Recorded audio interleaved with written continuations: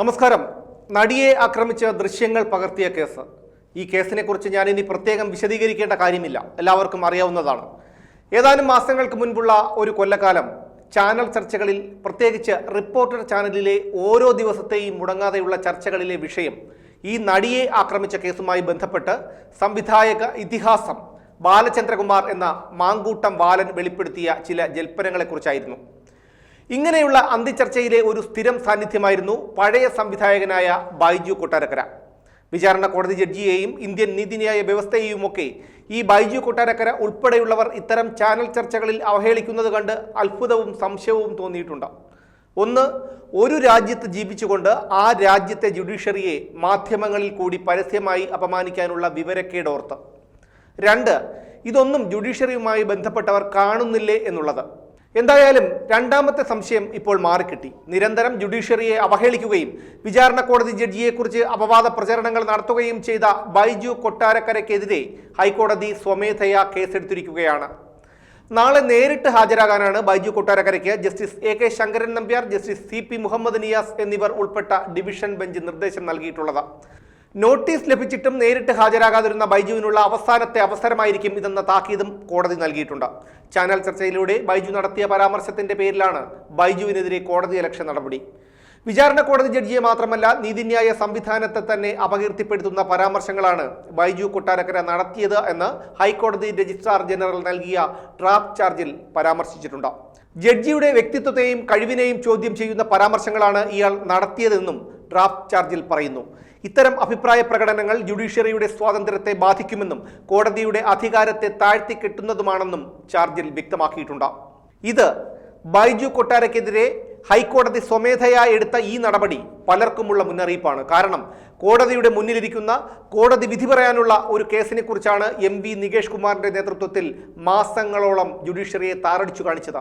ഈ ചർച്ചകൾ കണ്ടുകൊണ്ടിരുന്നവർക്ക് വ്യക്തമായി മനസ്സിലാകും ഇവർക്കൊക്കെ വ്യക്തമായ ലക്ഷ്യവും കൃത്യമായ അജണ്ടയും ഉണ്ടായിരുന്നു എന്ന്. അങ്ങനെ ചാനൽ ചർച്ചയിലൂടെ ജുഡീഷ്യറിയെ ചോദ്യം ചെയ്യുകയും ജുഡീഷ്യറിയെയും വിചാരണ കോടതി ജഡ്ജിയെയും സംശയമുനയിൽ നിർത്തുകയും ചെയ്തിരുന്നവരിൽ ഒരാളായ അഡ്വക്കേറ്റ് അജകുമാറാണ് ഇപ്പോൾ പബ്ലിക് പ്രോസിക്യൂട്ടർ എന്നതും വിചിത്രമായ കാര്യമാണ്. ബൈജു കൊട്ടാരക്കരയും അഡ്വക്കേറ്റ് അജകുമാർ മാത്രമല്ല, ഡബ്ബിംഗ് ആർട്ടിസ്റ്റ് ഭാഗ്യലക്ഷ്മി, നിർമ്മാതാവ് ലിബർട്ടി ബഷീർ, മിമിക്രിക്കാരനായ ആലപ്പി അഷ്റഫ്, ഏതോ ഒരു പ്രകാശ് ബാരൽ, വിശ്വവിഖ്യാത സംവിധായകൻ ബാലചന്ദ്രകുമാർ, അഡ്വക്കേറ്റ് TB മിനി, ഇവരൊക്കെ ചാനൽ ചർച്ചകളിൽ ജുഡീഷ്യറിയെയും വിചാരണ കോടതി ജഡ്ജിയെയും അവഹേളിച്ചവരും ചോദ്യം ചെയ്തവരും പൊതുസമൂഹത്തിൽ സംശയത്തിന്റെ മുനയിൽ നിർത്തിയവരുമാണ്. നിങ്ങൾ കണ്ടുകാണും, പലപ്പോഴും സമനില തെറ്റിയവനെ പോലെയാണ് ബൈജു ചാനൽ ചർച്ചകളിൽ പെരുമാറിയിരുന്നത്. ഒരിക്കൽ സഹചർച്ചക്കാരനായിരുന്ന രാഹുൽ ഈശ്വറിനെ കുട്ടിക്കുരങ്ങൻ എന്ന് വിളിച്ച് അധിക്ഷേപിക്കുകയും ചെയ്തു ഇയാൾ. ഗന്ധർവനെ പോലെ സുന്ദരനായ ബൈജു കൊട്ടാരക്കരയ്ക്ക് രാഹുൽ ഈശ്വറിനെ എന്നല്ല, ആരെ വേണമെങ്കിലും കുരങ്ങനെന്നോ ചിമ്പാൻസിയെന്നോ കരടിയെന്നോ ഒക്കെ വിളിക്കാം. കാരണം അദ്ദേഹം സൗന്ദര്യത്തിന്റെ നിറകുടമാണ്. നമ്മൾ ജീവിക്കുന്നത് ഇന്ത്യയിലാണ്. ആ ഇന്ത്യയിലെ ജുഡീഷ്യറിയെ നമ്മൾ ആദരിക്കുകയും ബഹുമാനിക്കുകയും വിശ്വസിക്കുകയും വേണം. ഒരു വ്യക്തി ന്യായാധിപന്റെ കസേരയിൽ ഇരിക്കുമ്പോൾ ആ വ്യക്തി നീതിദേവതയുടെ പ്രതിരൂപം തന്നെയാണ്.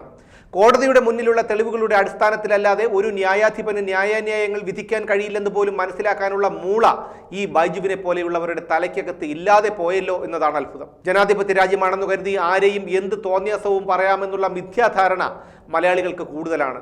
എന്ത് തോന്നിയാസവും തെമ്മാടിത്തരവും തന്തയില്ലായ്മത്തരവും പറഞ്ഞിട്ട് അതിനെ അവർ സ്വയം അഭിപ്രായ സ്വാതന്ത്ര്യം എന്ന് വിളിക്കുകയും ചെയ്യും. എനിക്ക് പറയാനുള്ളത്, ചാനൽ ചർച്ചകളിൽ നടിയെ ആക്രമിച്ച വിഷയത്തിൽ നിരന്തരം ഒരു പ്രത്യേക ലക്ഷ്യത്തോടെ, അതായത് ജുഡീഷ്യറിയെ പോലും അവഹേളിച്ചുകൊണ്ട് കേസിൽ 8ാം പ്രതിയായി പേര് ചേർക്കപ്പെട്ട ദിലീപിനെ കുറ്റക്കാരനായി ചിത്രീകരിച്ചവരുടെ എല്ലാം MV നികേഷ് കുമാറിൻ്റെതുൾപ്പെടെ സാമ്പത്തിക സ്രോതസ്സിനെ കുറിച്ച് അന്വേഷിക്കണം. ഒരു ചാനൽ മുതലാളിയും ഒരു ഉന്നത അന്വേഷണ ഉദ്യോഗസ്ഥനും ഉൾപ്പെടെയുള്ളവരുടെ വിവരങ്ങൾ ഏതാനും മാസങ്ങൾക്കകം തന്നെ പുറത്തു വരും എന്നാണ് സൂചന. എന്തായാലും ഞങ്ങളെപ്പോലെയുള്ള സാധാരണക്കാരായ പൗരന്മാരുടെ പ്രതീക്ഷ കോടതികളിലും ന്യായാധിപന്മാരിലുമാണ്.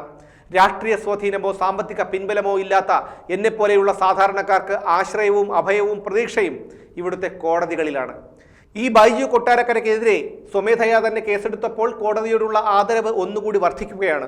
ഈ വിഷയത്തിൽ മാത്രമല്ല, കാട്ടാക്കടയിൽ മകളുടെ മുന്നിലിട്ട് അച്ഛനെ മർദ്ദിച്ച KSRTC ഗുണ്ടകൾക്കെതിരെ റോഡിലെ കുഴികൾക്കെതിരെ വഴിയാത്രക്കാരുടെ സഞ്ചാര സ്വാതന്ത്ര്യത്തെ ഇല്ലാതാക്കിക്കൊണ്ട് നടപ്പാതകളിൽ സ്ഥാപിച്ചിരിക്കുന്ന രാഷ്ട്രീയ കോമരങ്ങളുടെ സ്വയം വിൽപ്പന ബോർഡുകൾക്കെതിരെ കോടതി നടത്തിയ സ്വമേധയാ ഇടപെടലുകൾ സാധാരണക്കാർക്ക് പ്രതീക്ഷ തന്നെയാണ്.